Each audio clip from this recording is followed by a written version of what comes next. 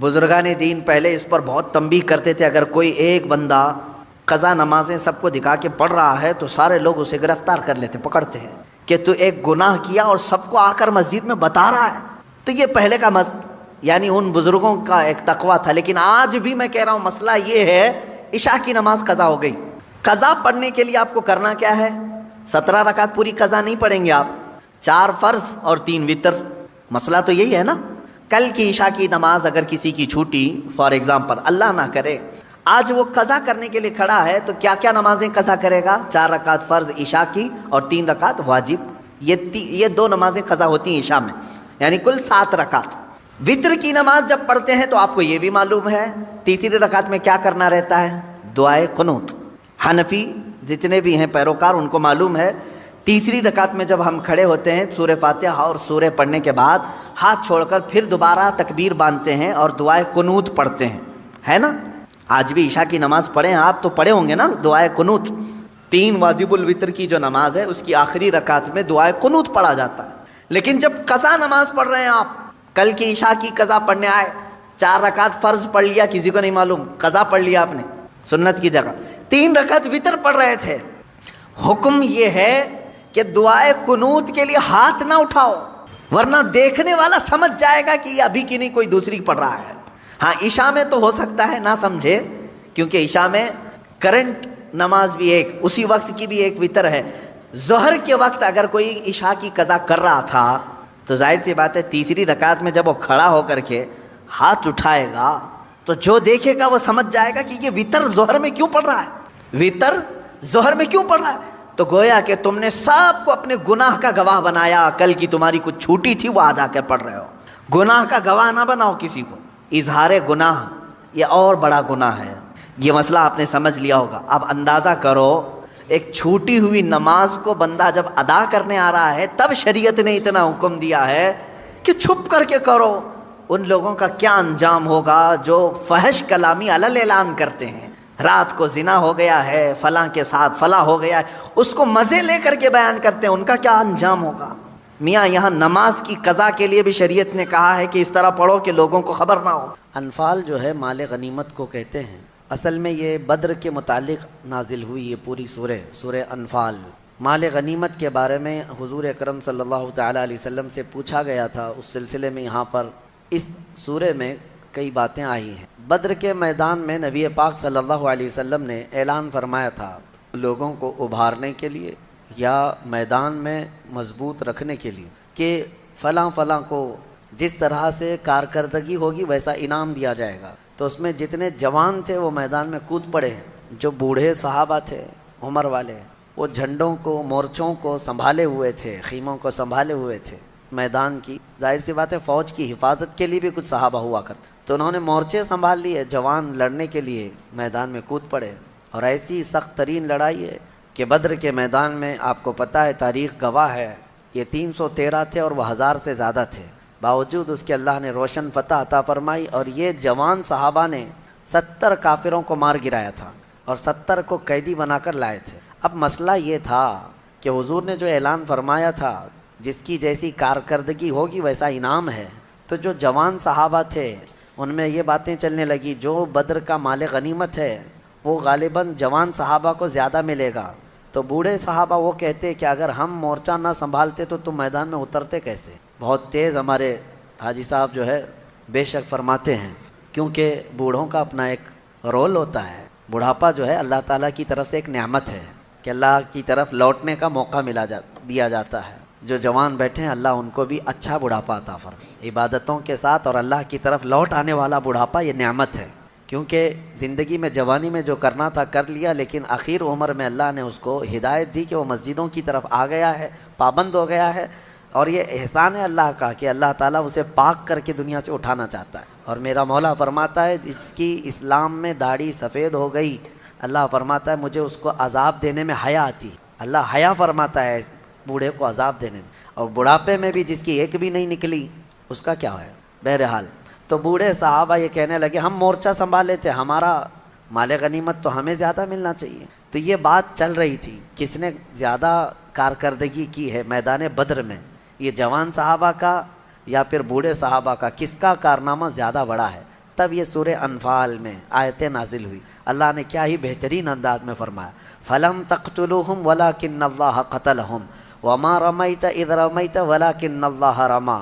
رب فرماتا ہے محبوب آپ ان سے فرمائیں، اے صحابہ رسول کے غلاموں، جنگ میں جب تم تیر چلا رہے تھے تم میں سے کسی نے تیر نہیں مارا، اللہ نے تیر چلایا ہے، اور تم میں سے کسی نے ان کو قتل نہیں کیا، اللہ نے ان کو قتل کیا ہے. یعنی صحابہ کا کام تھا لیکن ان کے کاموں کو اللہ نے اپنا کام فرمایا.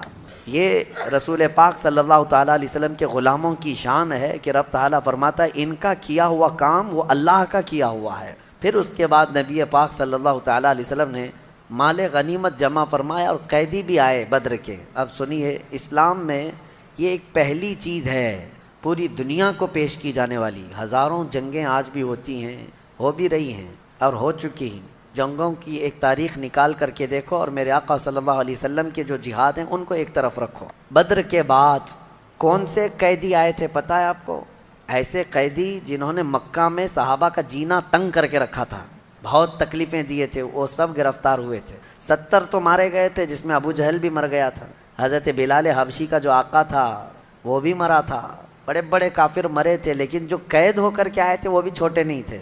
اس میں بھی اچھے خاصے جو بھڑکانے والے لوگ تھے وہ سب گرفتار ہوئے تھے. اب ظاہر سی بات ہے صحابہ اکرام کو بدلہ بھی لینا تھا. اتنے سالوں ہمیں تکلیف دیا، تڑپایا، آج ہاتھ میں آ گئے ہیں.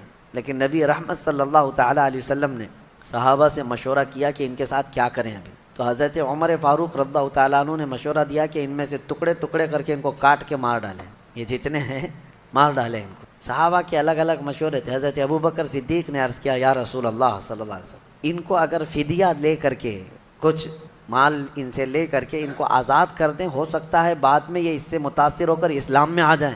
حضور نے حضرت ابو بکر کے مشورے کو پسند فرمایا. پھر اعلان ہوا ان قیدیوں کے ساتھ کہ تم میں سے جس کے پاس بھی مال ہے وہ اتنا اتنا فدیہ دے اور آزاد ہو جائے. تو جو سیٹ لوگ تھے پیسے دے رہے تھے، آزاد ہو رہے تھے، لیکن جس کے پاس مال نہیں تھا اس کے لیے ایک دوسرا آپشن تھا حضور کی طرف سے. حضور پاک صلی اللہ تعالیٰ علیہ وسلم نے یہ سب سے پہلی چیز دنیا میں قائم فرمائی. قیدیوں سے جس کے پاس مال نہیں تھا اس کو آپشن، سیکنڈ آپشن یہ تھا کہ تم اگر کوئی ہنر جانتے ہو، کوئی فن جانتے ہو تو میرے 10 صحابہ کو سکھاؤ اور آزاد ہو جاؤ. یعنی اگر ان کے پاس کوئی فن ہے، کوئی کاریگری جانتا ہے، کوئی بھی کسی بھی طرح کا علم جانتا ہے، حضور نے آپشن دیا تھا میرے مدینے کے صحابہ میں سے 10 صحابہ کو تم وہ ہنر سکھاؤ اور آزاد ہو جاؤ. قیدیوں سے بھی کام لینا اور علم لینا یہ نبی پاک صلی اللہ علیہ وسلم کا ریولیشن ہے. اس سے پہلے کسی نے یہ کام نہیں کیا ہے. اور اس کے بعد میں آپ کو بتاؤں انصاف کے ترازو پر سب کو برابر رکھا گیا. اتفاق ایسا کہ ان قیدیوں میں خود رسول اللہ کے چچا عباس بھی گرفتار ہو کر آئے تھے. وہ ایمان لائے ہوئے نہیں تھے، گرفتار ہو کر کے آئے. اور ظاہر سی بات ہے وہ جب میدان میں آئے تھے ان کے پاس کچھ نہیں تھا، لیکن مکہ میں جب جنگ کے لیے نکل رہے تھے تو اپنی بیوی ام الفضل کو کچھ پیسے دے کر کے کہا تھا سونے کے سکے فلاں مٹکے میں یا کسی جگہ اس کو اندر بند کر کے رکھ دو، کسی کو خبر نہ ہو. جنگ میں آنے سے پہلے، بدر میں آنے سے پہلے اپنی بیوی کو دے کر آئے تھے اور وہ چھپا دیے گئے پیسے تہہ خانے میں. اب ان کے پاس یہاں میدان میں گرفتار ہونے کے بعد کچھ نہیں تھا. جب ان کی باری آئی تو حضور پاک صلی اللہ علیہ وسلم نے ان سے بھی کہا جیسے سارے قیدی دے رہے ہیں آپ بھی دیں، کیونکہ دشمنوں کے ساتھ آئے تھے آپ فدیہ دے کر کے آزاد ہو جائیے. یا پھر دوسرا آپشن ہے. تو انہوں نے کہا نہ میرے پاس کوئی فدیہ ہے، پیسہ ہے، نہ ہی کوئی دوسری چیز ہے. تو حضور پاک صلی اللہ علیہ وسلم نے فرمایا بدر میں آنے سے پہلے اپنی بیوی ام الفضل کو جو دے کر کے آئے تھے وہ منگوا لو. یہ ہے میرے آقا کا علم غیب. لوگوں کو ابھی پیٹھ پیچھے اور دیوار پیچھے کی لگی ہوئی ہے. میرے آقا صلی اللہ تعالیٰ علیہ وسلم تو تمہارے گھروں میں کیا کیا چیزیں تم چھپا کر رکھے ہو وہ تک جانتے ہیں. حضرت عیسیٰ علیہ السلام فرماتے ہیں، قرآن میں موجود ہے وَأُنَبِّئُكُم بِمَا تَأْكُلُونَ وَمَا تَدَّخِرُونَ فِي بُيُوتِكُم. حضرت عیسیٰ علیہ السلام کا یہ فرمان قرآن میں آیا ہے. وہ خود کہتے ہیں میں تمہیں وہ سب چیزیں بتا دوں گا جو کچھ تم گھروں میں کھاتے ہو اور جو جمع کر کے رکھتے ہو. جب عیسیٰ علیہ السلام اتنا جانتے ہیں تو کیا میرے نبی پاک صلی اللہ علیہ وسلم اپنی امتیوں کے احوال نہیں جانتے؟ یقیناً جانتے ہیں. رسول رحمت صلی اللہ تعالیٰ علیہ وسلم نے جیسے ہی یہ فرمایا حضرت عباس کیا کہتے؟ جواب کچھ بھی نہیں تھا. فوراً کہنے لگے میں ایمان لاتا ہوں نبی پاک صلی اللہ تعالیٰ علیہ وسلم کی بارگاہ میں. پھر ان کو آزاد کر دیا گیا اور جو کچھ قیدی بچے تھے جن کے پاس دونوں بھی چیزیں نہیں تھیں ان کو مدینہ لایا گیا اور قید خانہ کہاں تھا؟ مسجد نبوی میں رکھا گیا. کاش ہم کو وہاں قید کر دیا جائے زندگی بھر. مسجد نبوی میں قید کر دیا گیا. اب ہماری تمنا ہے کہ ہم مسجد نبوی میں قید ہو جائیں. وہ تو زمانہ رسول اللہ کا تھا. حضور ہر نماز کے لیے مصلی پر آیا کرتے تھے، جایا کرتے تھے. وہ کیسی جیل ہے، بلکہ وہ حقیقی جنت ہے. جب ان قیدیوں کو لے جا کر کے وہاں رکھا گیا، مسجد نبوی کے ایک کنارے باندھ دیا گیا تھا. میرے عزیزوں، میں یہ بات اس لیے عرض کر رہا ہوں، دنیا آج اسلام کے اوپر جو انگلیاں اٹھاتی ہے کہ یہ کاٹتے ہیں، مارتے ہیں، ذرا وہ اپنے گریبان میں جھانک کر کے دیکھ لیں. جنگوں کے قیدیوں کے ساتھ یہ ظالم کیا کیا حرکتیں کرتے ہیں، تمہیں پتہ ہے؟ گوانتانامو بے جیل، دنیا کی سب سے بدنام. ابو غریب جیل، یہ امریکہ کی وہ جیلوں کا ذکر میں کر رہا ہوں جن میں انسانیت سے گری ہوئی حرکتیں کی گئی ہیں قیدیوں کے ساتھ. عراق کے جو فوجی گرفتار ہو کر آئے مسلمان، ان کو پیشاب پلایا گیا ہے. بہت سخت ترین، جانوروں کے ساتھ بھی یہ سب نہیں کیا جاتا. بہت گندی حرکتیں ان قیدیوں کے ساتھ کی گئی جو مسلمان قید ہو کر کے آئے. انسانیت سوز، اخلاق سوز حرکتیں، یہ سب چیزیں ہسٹری میں آج بھی موجود ہے. اور جس کے سامنے بھی یہ ذکر کرو وہ شرم سے پانی پانی ہو جائے گا. یہ کس کی حرکتیں ہیں؟ سپر پاور کی، جو دنیا کو اخلاق تقسیم کرنے کی بات کرتے ہیں، دنیا کے درمیان اپنے کیریکٹر پھیلانے کی بات کرتے ہیں، اور اسلام پر وہ بلیم کرتے ہیں. اسلام میں تو یہ حق اتنا احترام دیا گیا ہے کہ جنگوں سے جو قید ہو کر کے بھی آئے گا اس کو فنڈامنٹل رائٹس ہوں گے، اس کے بنیادی حقوق، اس کے کھانے پینے اور اس کی ساری چیزوں کے حقوق رکھے جائیں گے. یہ نہیں کہ کوئی قیدی آ گیا تو اسے بھوکا پیاسا مار دیا جائے گا. پہلے کے دور میں یہ بھی تھا کہ جو جنگوں میں قید ہو کر کے آتے تھے ان کو آگ میں جلایا جاتا تھا، ان کے ٹکڑے کیے جاتے تھے. اور حیرت کی بات ہے، اسلام کے جہاد جہاد جہاد کا پروپیگنڈا اتنا پھیلا دیا دنیا میں ان ظالموں نے.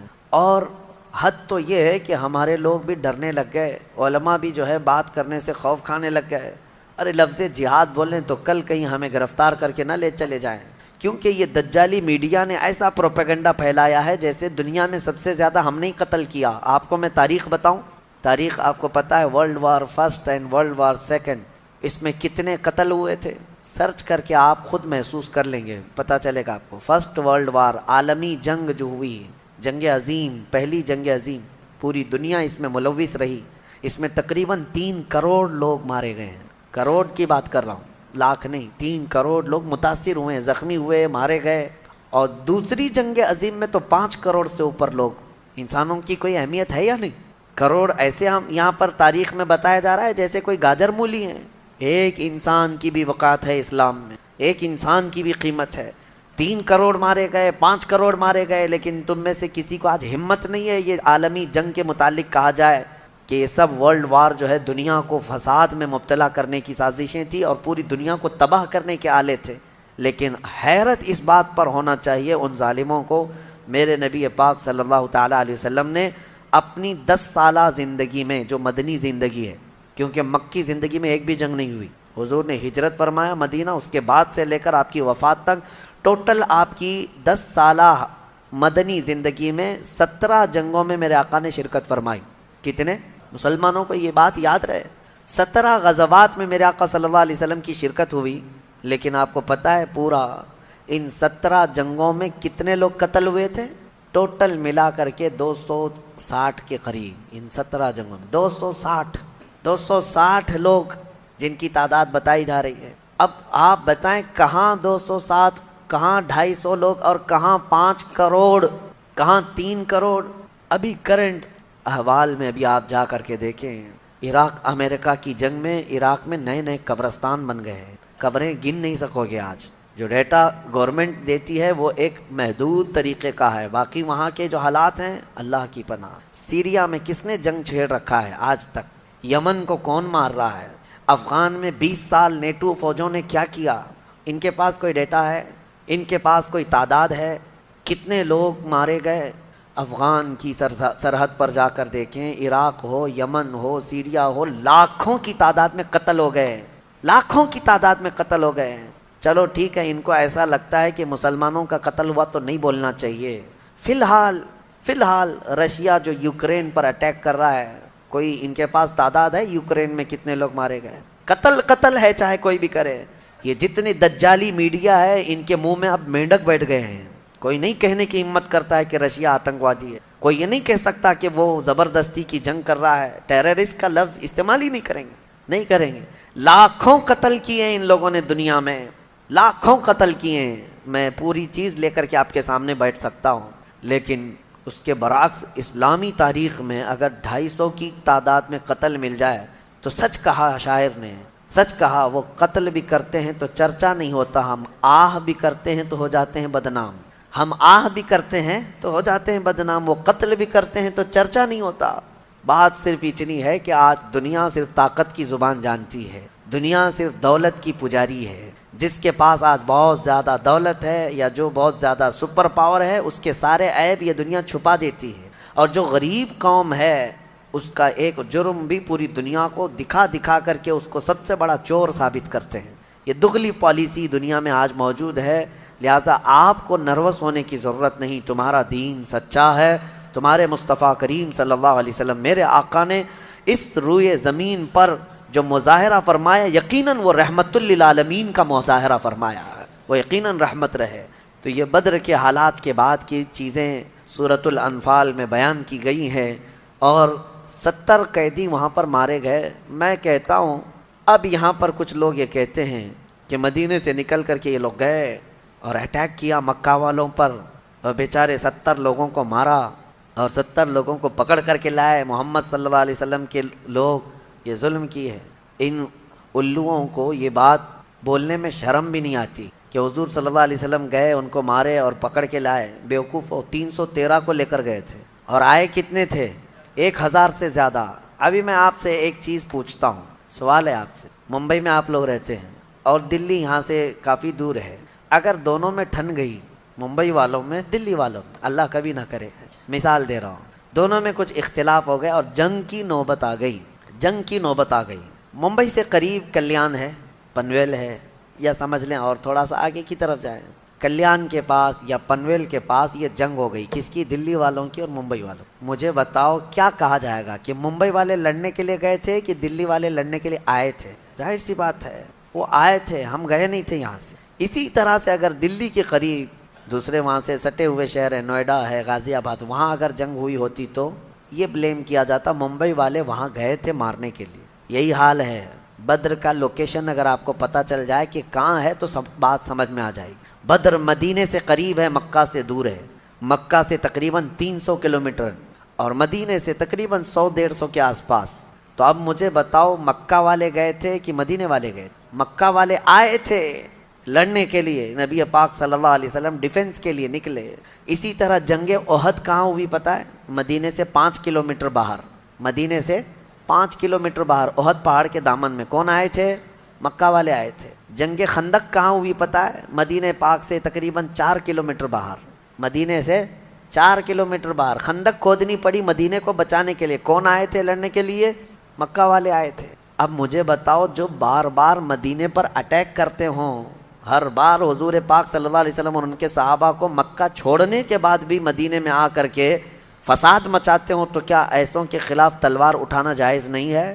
اپنے دیش کی رکشا ہر فوجی کرتا ہے، ہر کوئی کرتا ہے۔ میں آپ کو بتاؤں، اگر میرے ملک کے سرحدوں پر کھڑے ہوئے سپاہی ہیں، ان کو کچھ خصوصی اختیارات ملے ہوئے ہیں، کوئی اگر بارڈر کراس کر کے آ رہا ہے کسی دوسری کنٹری سے، تو یہ فوجی انتظار نہیں کرتا کہ میرا سینئر آرڈر دے گا اب میں اس کو کروں گا، اس کو اتنا پاور ہوتا ہے وہیں جگہ پر اس کو شوٹ کر دیتا ہے۔ بارڈر پر باضابطہ بارڈر سے 1 کلومیٹر آگے پیچھے یہ لکھا بھی جاتا ہے وارننگ کہ اس سے آگے نہ جائیں ورنہ اسپاٹ پر شوٹ کیا جائے گا۔ وہاں پر یہ نہیں دیکھا جائے گا کہ بھٹک کے آئے تھے کیا کیے تھے، فوجی کو اختیار ہوتا ہے۔